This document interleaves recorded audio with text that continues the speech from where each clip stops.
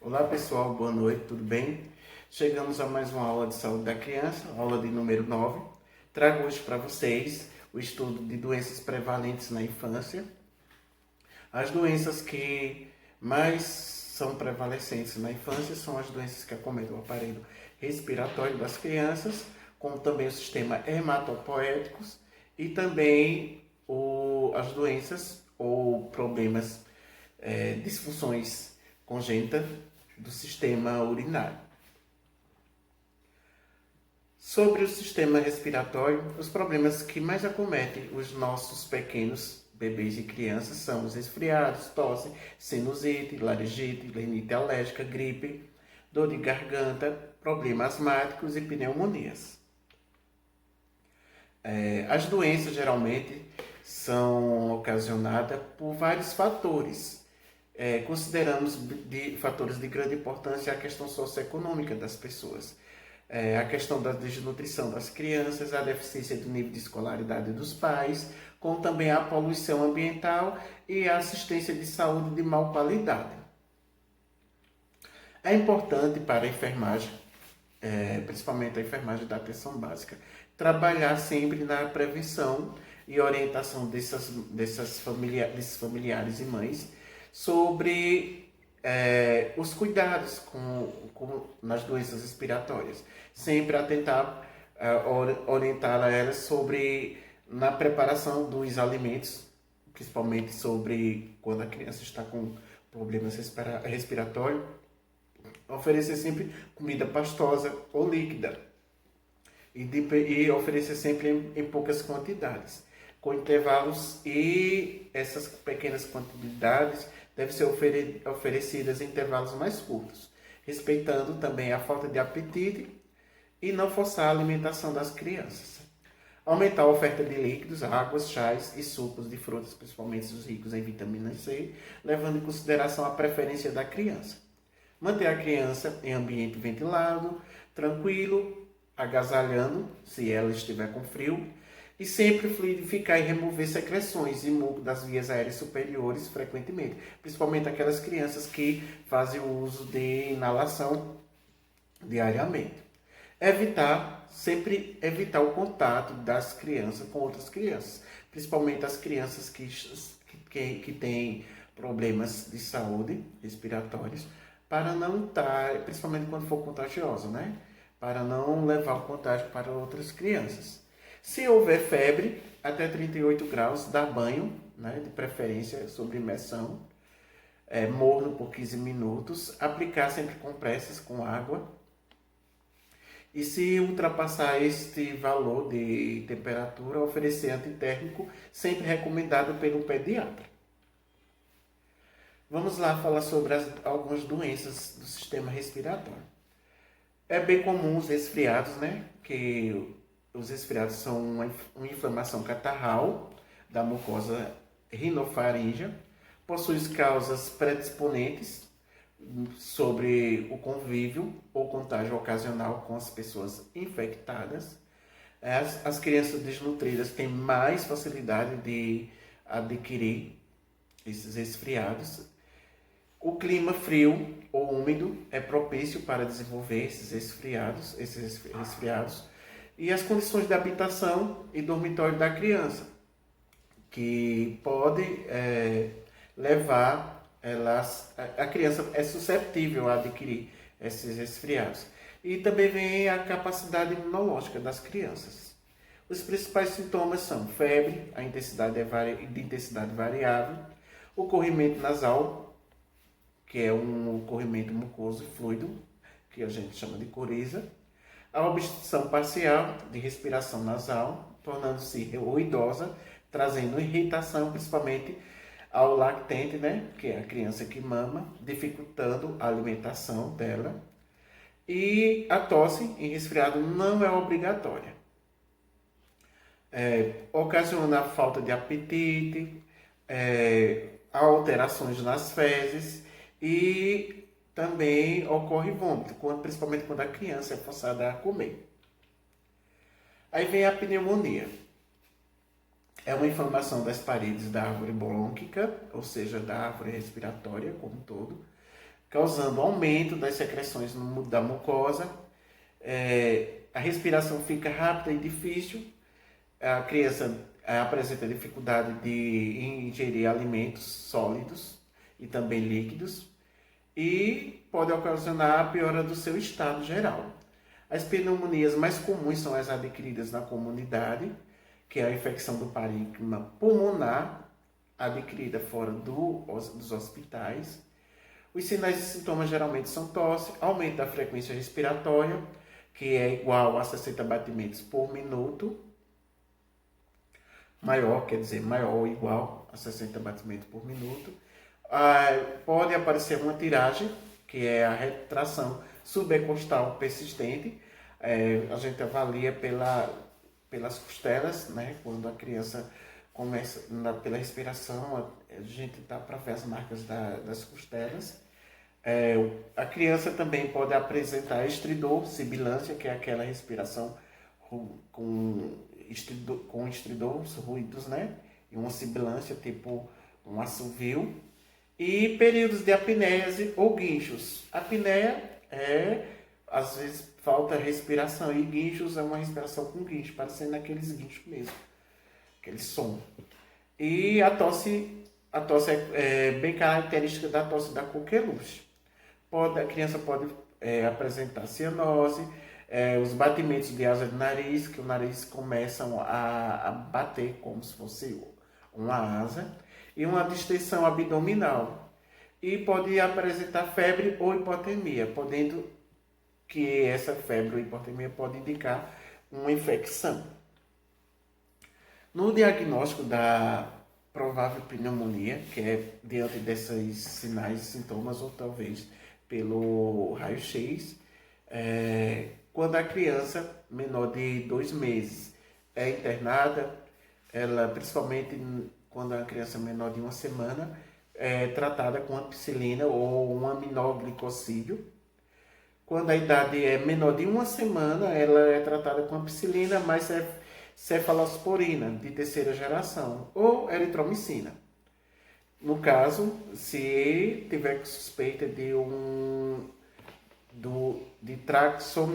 traxomitis, considerar e utilizar a oxacilina se houver indícios clínicos e radiológicos e infecção por estafilococcus.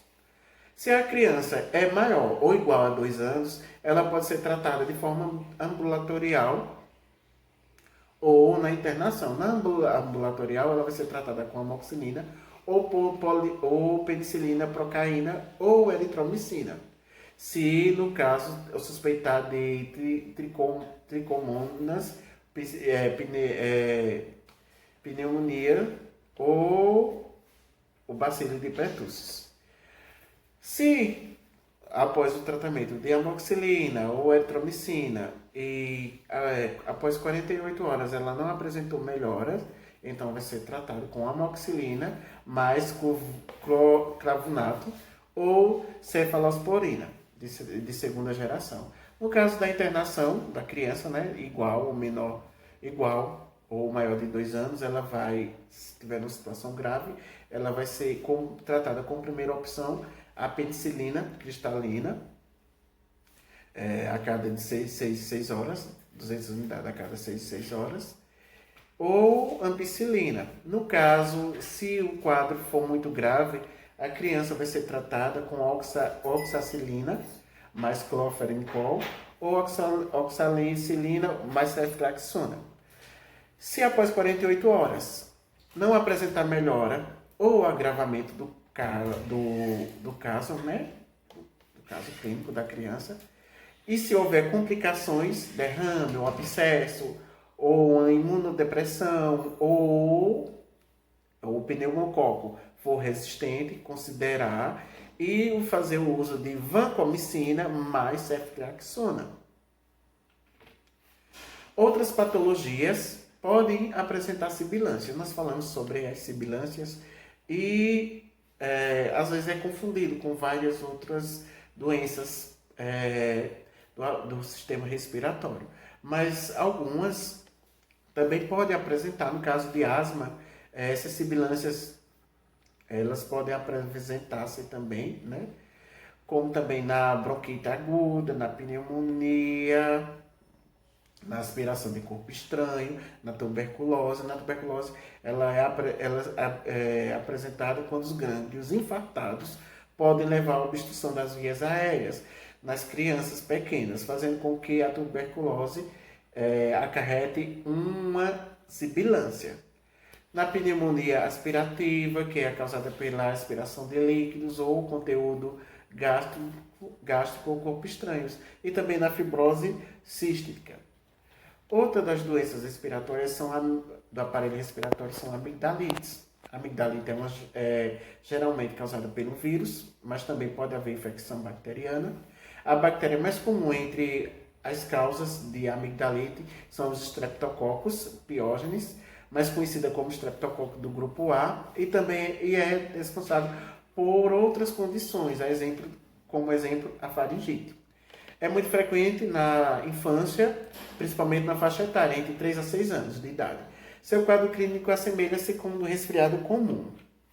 Os principais sintomas da amigdalite é a febre, mal-estar, prostração e agitação, anorexia em função da dificuldade de deglutição, presença de gânglios palpáveis, mau hálito, presença ou não de tosse seca e dor e presença de pus nas amígdalas. Já as otites é uma inflamação do ouvido médio, interno ou externo, geralmente causada por infecção, né? Geralmente com infecções. Os tipos mais comuns da otite média é a infecção do espaço cheio de ar através do tímpano, ouvido médio, tá? E a otite externa, que é a infecção do canal auditivo externo. Já a labirintite é a inflamação do ouvido interno e dos seus nervos que ligam o ouvido ao cérebro.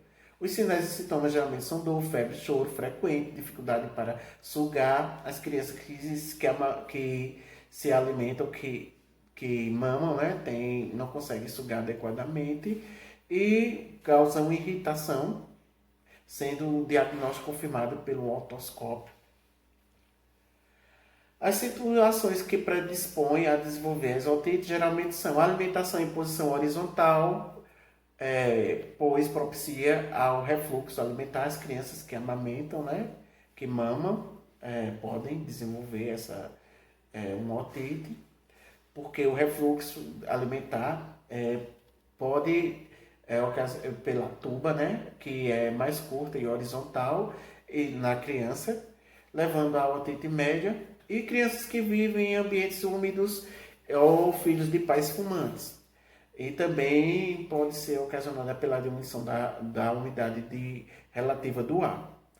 A limpeza inadequada com cotonetes, grampos e outros prejudica a saída permanente da cera pela formação de rolha e que ocasiona a obstrução ou retira a própria proteção, a proteção original da mucosa, né, do ouvido, facilitando a evolução de otite micóticas, de micoses ou bacterianas, além de poder provocar acidentes. Em alguns casos, a pessoa só introduziram com bastante força, né, um grampo que ocasionou uma lesão no tímpano. Orientar sobre a limpeza, que deve ser feita apenas com água, sabonete, toalha e dedo. Não introduzir nada dentro do ouvido. Aí vem as sinusites, que são desencadeadas pela obstrução dos ósteos de drenagem dos seios da face, favorecendo a retenção de secreção e infecção bacteriana secundária. É caracterizada por tosse noturna, secreção nasal e com presença ou não de febre, sendo que raramente há cefaleia, principalmente na infância. Casos recidivantes são geralmente causados por alergias respiratórias.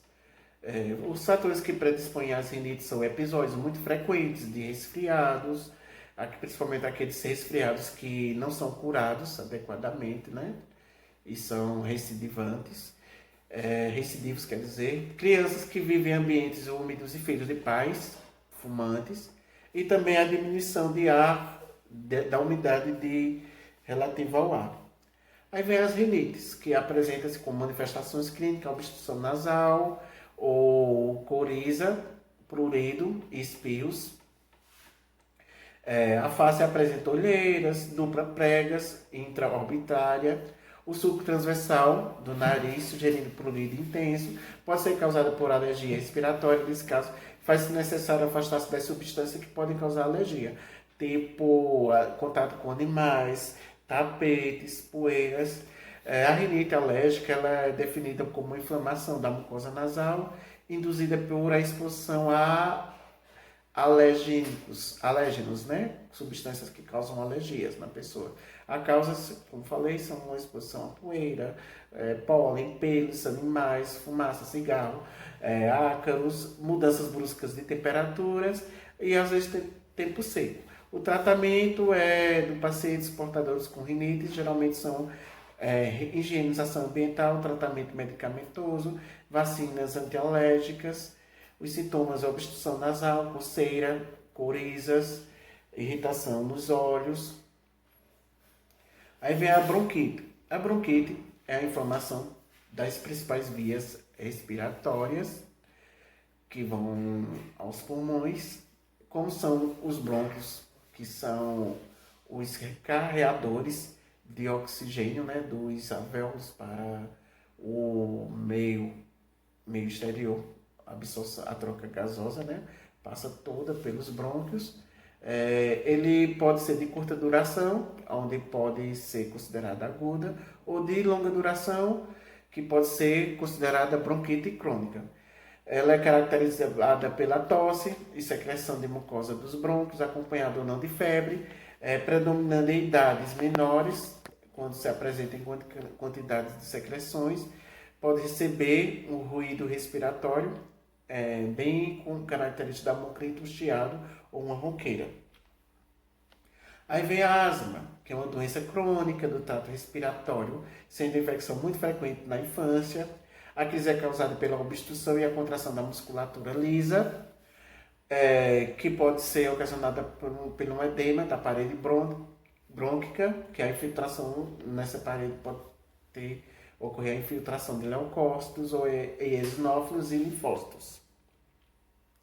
Ela é manifestada através das crises de bronquioespasmos, dispneia, tosses e sibilos presentes à ausculta pulmonar. São episódios autolimitados, podem ser controlados por medicamentos com retorno normal e funções na maioria das crianças. Os fatores que desencadeiam o processo asmático são geralmente fatores alérgenos, certo? Irritantes alimentares, infecções de alguns agentes poluentes, agentes atmosféricos, mudanças climáticas, fatores emocionais, exercícios e algumas drogas. O ácido acetil salicílico, por exemplo, e alguns similares. É importante que haja no tratamento da asma um estabelecimento de vínculo entre família e paciente e equipe de saúde. O controle ambiental procura afastar os elementos alergênicos e também a higienização alimentar, ou seja, higiene alimentar. Suspensão de alimentos só deverá ocorrer quando existir uma nítida relação com a sintomatologia apresentada. Fisioterapia respiratória a fim de melhorar a dinâmica respiratória, corrigir as deformidades torácicas e vícios posturais, aumentando a resistência física. Durante uma crise, o paciente precisa de um respaldo medicamentoso para interferir na sintomatologia e deve ser feito por uma pessoa segura que tranquilize, que deixe ela tranquilizada e que deve estar sempre ao lado dela, certo? E também, em alguns casos, o acompanhamento psicológico deve ser né, encaminhado para as pessoas que necessitem desses acompanhamentos. Essas foram algumas das doenças, né, do sistema respiratório. Vamos agora falar sobre algumas doenças do sistema hematopoético, que são doenças que são ocasionadas pelo distúrbio, né? Distúrbio do sangue, das hemácias ou dos leucócitos e plaquetas. No interior de muitos dos nossos ossos há umas cavidades preenchidas por um tecido macio, que é a medula óssea, ou medula vermelha, onde são produzidas todas essas células do sangue, as hemácias, leucócitos e plaquetas. Essas doenças do sistema hematopoético ocorrem devido a uma disfunção. A mais comum é a leucemia, que é um câncer do tecido formador do sangue, incluindo a medula óssea. Existem muitos tipos, como a leucemia linfoblástica aguda, leucemia mieloide aguda e a leucemia linfócita crônica. Muitos pacientes com tipos de leucemia de crescimento lento não têm sintomas. Os tipos de leucemias de crescimento rápido podem causar sintomas, que incluam fadiga, perda de peso, infecções frequentes e sangramento fácil ou hematomas. O tratamento varia muito. Para leucemias de crescimento lento, o tratamento pode incluir o monitoramento para a evolução dos quadros de alguns sinais e sintomas.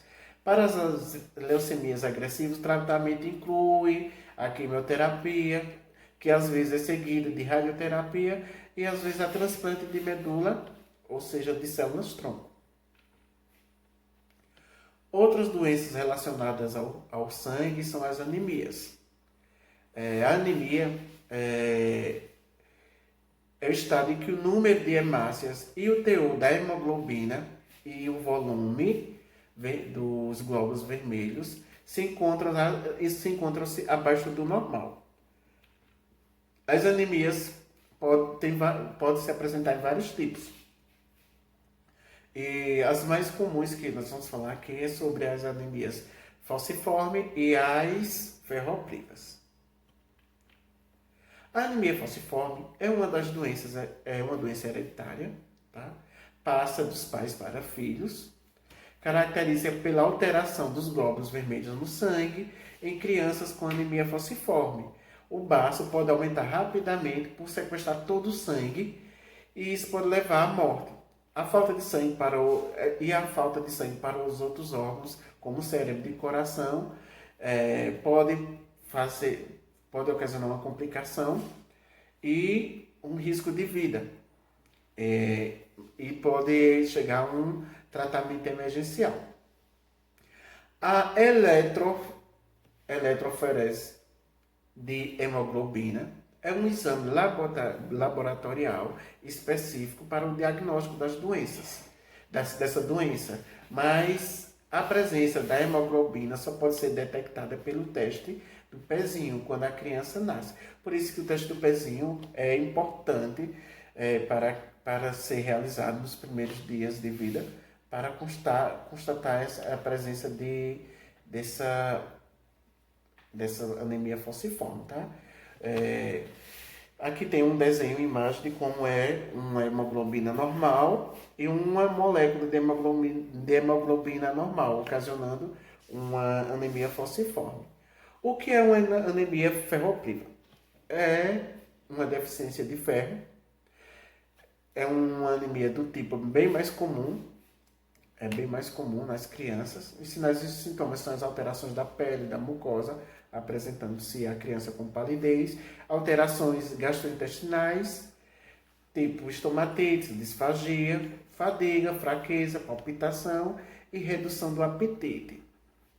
É bem comum a gente fazer uma avaliação nos olhos ou na língua da criança para ver as mucosas, né, se apresentam-se pálidas.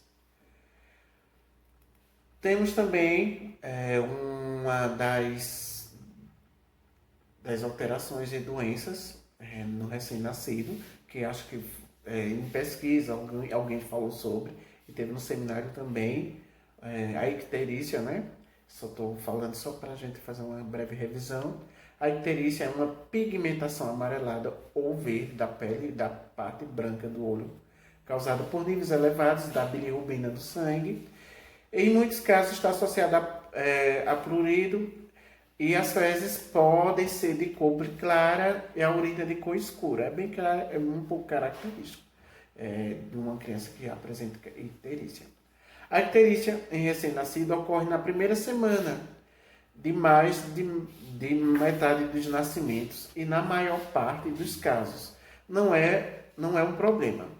No entanto, se os níveis de bilirrubina se mantiverem elevados por muito tempo, podem causar uma lesão cerebral. As causas da icterícia são variadas, desde que não sejam problemas sérios até que potencialmente não tratados podem ser fatais. A concentração normal da bilirrubina no plasma sanguíneo é inferior a 1,0 miligramas.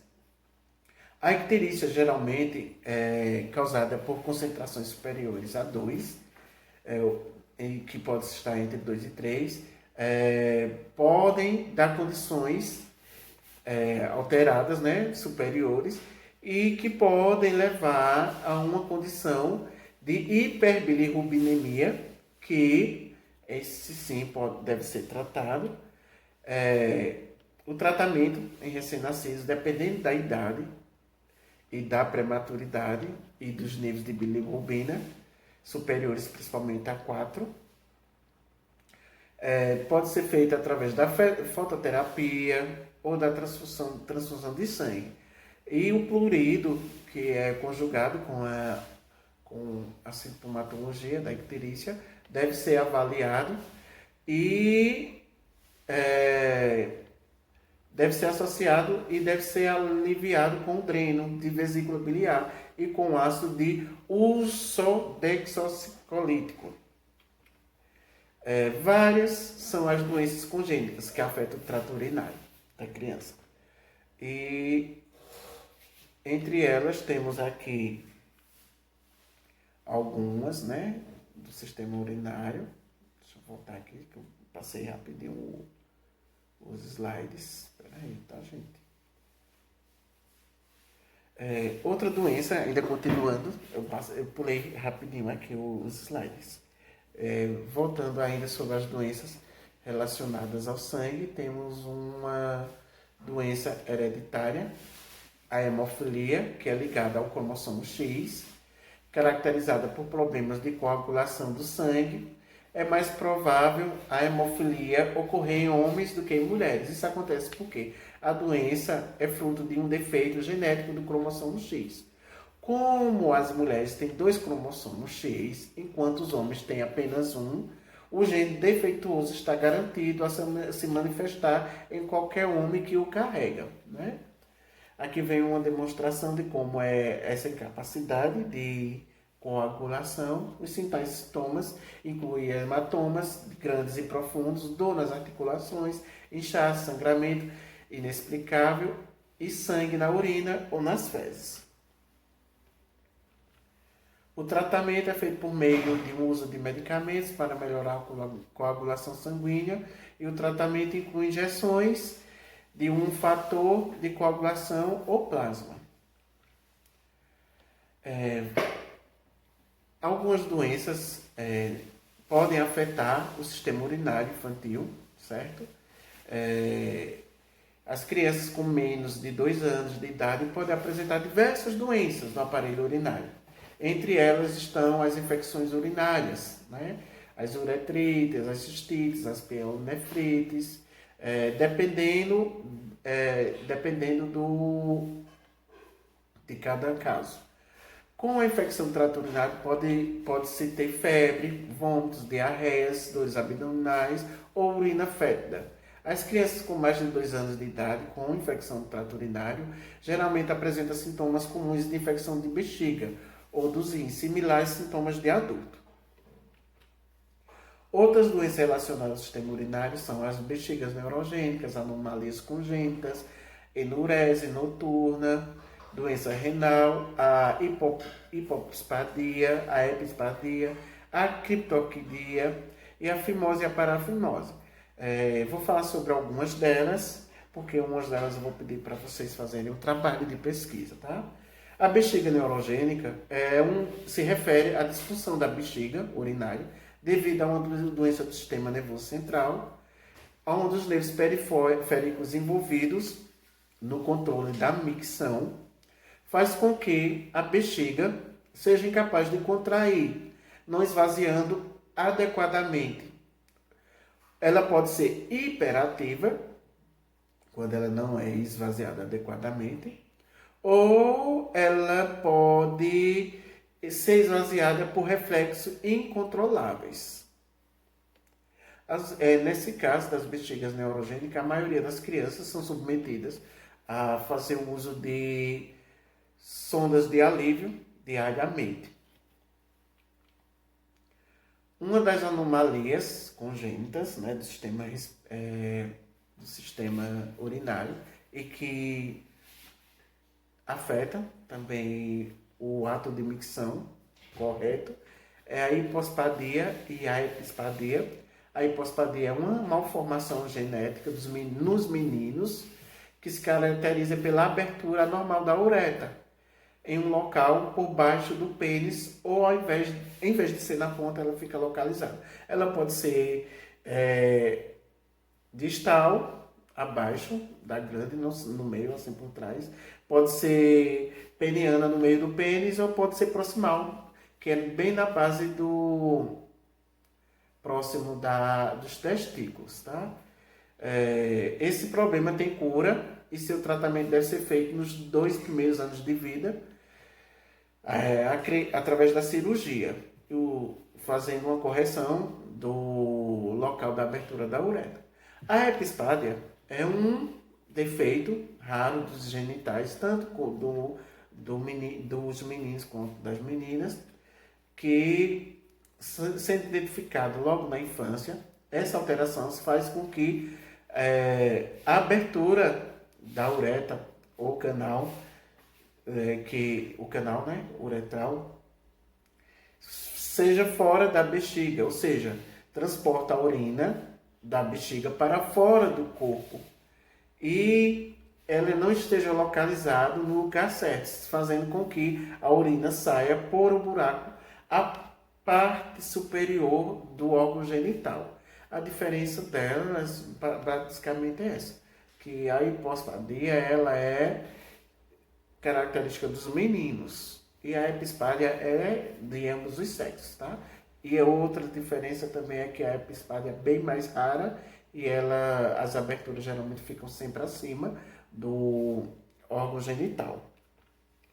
Aí vem a criptorquidia, que é o conhecido testículos não descidos, ou ausência de um ou dos 2 testículos na bolsa testicular, ou saco escrotal. É uma alteração genital muito comum, ela pode ocorrer até 4% de crianças nascidas a termo e até 45% dos meninos nascidos com prematuridade.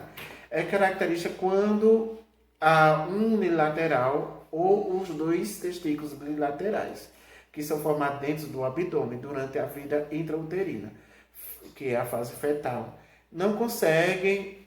E eles não conseguem completar seu caminho até a bolsa testicular. Ela deve ser corrigida, se identificada precocemente. Se não for corrigida, pode desenvolver algumas disfunções, tanto de ereção, quanto pode ocasionar infertilidade, em alguns casos até câncer.